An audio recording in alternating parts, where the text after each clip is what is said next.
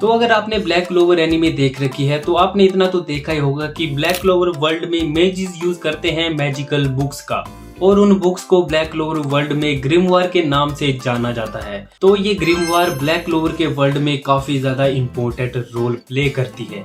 तो आज की वीडियो में हम बात करेंगे everything you need to know about grimoires in Black Clover. तो वीडियो स्टार्ट करने से पहले तुम वीडियो को एक लाइक कर दो, चैनल को सब्सक्राइब कर लो और बिना किसी देरी के स्टार्ट करते हैं। तो सबसे पहले हम बात करेंगे कि ये ग्रिमवार है क्या।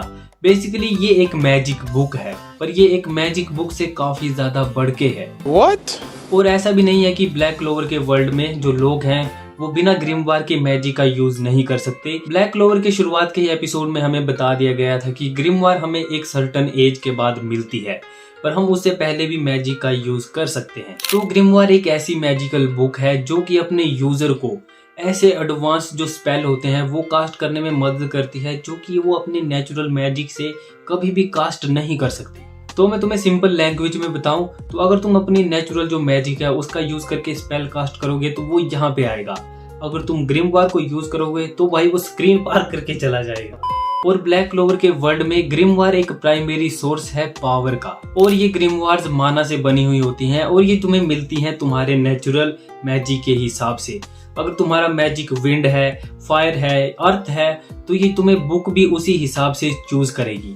तो नेक्स्ट क्वेश्चन है कि ये तुम्हें बुक्स मिलेगी कहाँ पे। तो ये ग्रिमवार्स तुम्हें बर्थ के साथ नहीं मिलती हैं। ये सारी ग्रिमवार्स एक ग्रिमवार टावर के अंदर स्टोर करके रखी हुई होती हैं जिसका एक मास्टर होता है, और हर साल एक एनुअल ग्रिमवार एक्सेप्टेशन सेरेमनी होती है जिसमें तुम तभी हिस्सा ले सकते हो अगर तुम 15 साल के हो चुके हो। और जैसा कि तुमने ब्लैक क्लोवर के एपिसोड 1 में देखा था, जैसे ही यूनो और आस्था 15 साल के होते हैं तो वो ग्रिमवार टावर में जाते हैं अपनी बुक को लेने के लिए। पर वहां पे यूनो को तो मिलती है उसकी ग्रिमवार, पर आस्था को कुछ भी नहीं मिलता है। और उसके पीछे रीजन ये था कि आस्था के पास मैजिक की एक बूंद भी नहीं थी। और गाइज आस्था की जो 5 लीफ क्लोवर है उसके ऊपर मैं एक डेडिकेटेड वीडियो बनाऊंगा कि वो उसे बुक कैसे मिली, वो एक प्योर लक नहीं था। तो गाइज अगर आपको वो वाली वीडियो चाहिए तो वीडियो को लाइक कर दो और मुझे कमेंट सेक्शन में बताना, मैं जल्दी से जल्दी बना के डाल दूंगा।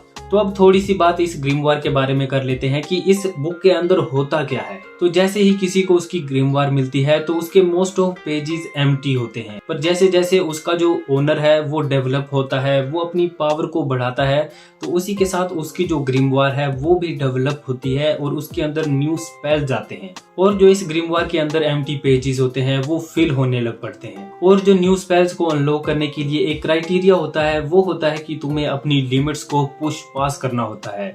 और तुमने ब्लैक क्लोवर में काफी बार सुना होगा पुश पास योर लिमिट, और ये लिमिट कोई भी हो सकती है। चाहे तुम अपनी मेंटली या फिर फिजिकल लिमिट को पुश करो तो तुम्हें न्यू स्पेल्स मिलने के चांसेस और बढ़ जाते हैं। और कुछ न्यू स्पेल्स तुम्हारे इमोशन के ऊपर भी डिपेंड करते हैं। ये वाला इमोशन कोई भी हो सकता है, चाहे वो एंगर हो, सैडनेस हो, फेथ हो, होप हो, या फिर कुछ भी हो, हॉर्नी क्यों ना हो। पर अगर तुम किसी भी अपनी लिमिट को पुश पास करोगे तो तुम्हें एक न्यू स्पेल मिल सकता है। और ऐसा भी नहीं है कि सारी की सारी ग्रिमवार्स सेम होती हैं, ये डिफरेंट साइजेस में आ सकती हैं। एग्जाम्पल के लिए बात करूं मैं इस बंदे की, इसका मैं नाम भूल चुका हूं, पर इसकी बुक में बस एक ही पेज था और ये बस अपनी ग्रिमवार से एक ही मैजिक स्पेल का यूज कर सकता था। और मुझे जितना याद है कि ये शायद एक सोल मैजिक का यूज करता था, किसी तरह का सोल मैजिक था, लूसियस वाला नहीं, अलग सोल मैजिक। और कंट्री के हिसाब से भी ग्रिमवार का जो डिजाइन है वो चेंज होता रहता है। जैसा कि तुमने देखा है क्लोवर किंगडम की जो बुक्स हैं उनके ऊपर क्लोवर बने हुए हैं, 1 लीफ क्लोवर, 2 लीफ, 2 नहीं मतलब 3 लीफ, 4 लीफ, 5 लीफ तक ये जाते हैं। और इसके बाद डायमंड किंगडम की जो बुक है उनके ऊपर डायमंड बना है, और जो हार्ट किंगडम है उनके ऊपर हार्ट बना है, और जो स्पेड किंगडम है उनके ऊपर स्पेड बना है। तो हर एक कंट्री का जो ग्रिमवार के ऊपर डिजाइन होता है वो अलग होता है, पर उनमें जो मीनिंग है वो सेम है। जैसे कि हम बात करें क्लोवर किंगडम की, जो तो क्लोवर किंगडम की ग्रिमवार होती है उसके ऊपर एक क्लोवर बना हुआ होता है, तो उसमें हर एक लीफ का जो है वो अलग सिंबल है। तो जो 3 लीफ क्लोवर होती है उसे माना जाता है कि वो एक कॉमन ग्रिमवार है। और इसके बाद आती है 4 लीफ क्लोवर, जिसे माना जाता है कि वो काफी ज्यादा रेयर है और वो बस उन्हीं मेजिस को मिलती है जो कि चूजन 1 होते हैं। और जैसा कि तुम्हें पता है कि यूनो को भी 4 लीफ क्लोवर ही मिली थी, और जैसे उसे मिली तो सारे के सारे लोग हैरान थे क्योंकि वो काफी ज्यादा रेयर है। तो जैसा कि तुम्हें पता है जो फर्स्ट 3 लीफ होते हैं वो दर्शाते हैं फेथ, होप और लव को, और जो 4th लीफ होता है वो दर्शाता है गुड लक को। और इसके बाद आती है 5 लीफ क्लोवर। तो गाइज मैं 5 लीफ क्लोवर के ऊपर अलग से वीडियो बनाऊंगा क्योंकि ये वीडियो काफ़ी ज़्यादा लंबी हो जाएगी, और उसी वाली वीडियो में मैं जो पास्ता की 5 लीफ क्लोवर है उसे भी एक्सप्लेन कर दूंगा कि वो उसे कैसे मिली और क्यों मिली और इसके पीछे रीज़न क्या थे। तो इसी के साथ कुछ ऐसी बुक्स भी होती हैं जो कि काफ़ी ज़्यादा रेयर होती हैं। एग्जाम्पल के लिए मैं बोलूँ तो हमारे विज़र्ड किंग जूलियस की बुक, तो इनकी जो ग्रिमवार है उसके ऊपर कवर ही नहीं है, और इसका जो साइज़ है वो तो भाई काफ़ी ज़्यादा बड़ा था, पूरा आसमान में उड़ रही थी वो विदाउट कवर के। और गाइज इसकी भी एक मिस्ट्री है, अगर उसके ऊपर वीडियो चाहिए होगी तो मुझे कमेंट सेक्शन में बताना। वैसे यार ब्लैक क्लोवर के वर्ल्ड में इतनी सारी वीडियो बना सकते हैं ना, हम क्या बात करूँगा, बस ऑडियंस होनी चाहिए देखने वाली, मैं तो लाइन लगा दूँ वीडियो की। तो इसके बाद क्वेश्चन आता है कि जो मेजिस होते हैं वो अपनी ग्रिमवार को कैरी कैसे करते हैं। तो तुमने ब्लैक क्लोवर में ये देखा ही होगा कि जितने भी लोग होते हैं वो बुक को अपने अपने तरीके से कैरी करते हैं। कई लोगों ने इसे अपनी कमर पे लगा के रखा होता है, कई लोगों ने छाती पे, कई लोगों ने टांगों पे, और कई लोगों ने अपने सिर के ऊपर किसी ने लगाया होता। और गाइस जहाँ चाहो तुम इसे रख सकते हो, जैसे गन नहीं रखते वैसा बनाया हुआ होता है और उसके अंदर बुक डाली हुई होती है। सो बेसिकली ये तुम्हारी फैशन सेंस के ऊपर डिपेंड करता है कि तुम बुक कहाँ पे रखोगे। तो जैसे ही कोई भी मेज अपनी ग्रिमवार का यूज करता है तो ये ग्रिमवार लेविटेट करने लग पड़ती है और उसी के साथ उसको फॉलो करती है। और जैसे ही ग्रिमवार का जो ओनर है वो अपने किसी भी डिफरेंट स्पेल का यूज करता है तो ग्रिमवार के जो पेजेस होते हैं वो टर्न होते हैं और जो उसका वो वाला स्पेल होता है उस पे आके रुक जाते हैं। सो व्हाट इफ तुम अपनी जो ग्रिमवार है उससे सेपरेट हो जाओ।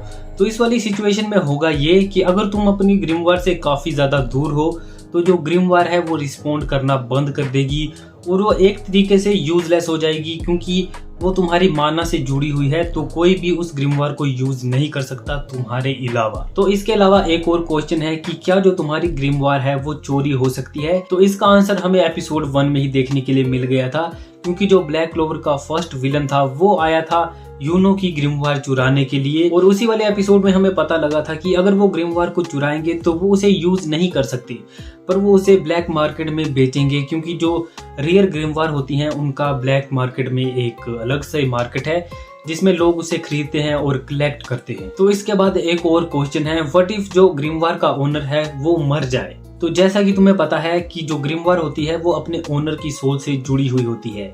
अगर ओनर की डेथ हो जाती है तो जो ग्रिमवार है वो भी डिसइंटीग्रेट हो जाएगी। पर जो 5 लीफ क्लोवर है उसमें ये वाली सिचुएशन अलग है। तो मैं तभी बता रहा हूँ कि इसके ऊपर मैं अलग वीडियो बनाऊंगा, तो उसे भी देख लेना। बनाऊंगा यार, जरूर बनाऊंगा, चाहे इस वीडियो पे 0 लाइक ही क्यों ना हो। तो अब बात कर लेते हैं ग्रिमवार के अंदर जो स्पेल लिखे हुए होते हैं वो कौन सी लैंग्वेज में होते हैं और क्या उन्हें पढ़ा जा सकता है। तो गाइस ग्रिमवार के अंदर शायद 4 तरीके की लैंग्वेज में लिखा हुआ होता है। पहला होता है नॉर्मल, जिसे कि जो मेजिस होते हैं वो पढ़ सकते हैं और उसे हम बोलते हैं रीडेबल स्पेल। और उसके बाद आता है र्यून्स राइटिंग। तो ये वाले जो स्पेल होते हैं तुम्हें जो डंजन के अंदर जाके मिलते हैं। तो जैसा कि तुमने लक के केस में देखा होगा, उसकी ग्रिमवार के अंदर एक स्पेल था जो कि उसे र्यून के अंदर मिला था। तो इस वाले स्पेल को नहीं पढ़ सकता कोई भी मेज अगर उसे र्यून वाली लैंग्वेज नहीं आती है। तो इसके बाद आती है स्पिरिट वाली लैंग्वेज। तो जैसा कि तुम्हें पता है यूनो को एक स्पिरिट मिली थी, विंड स्पिरिट।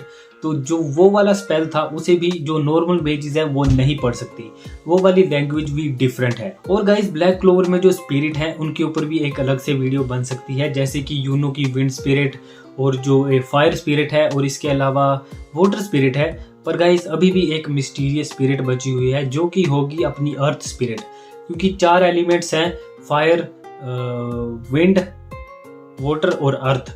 अर्थ स्पिरिट तो होनी चाहिए भाई, क्यों ना हो।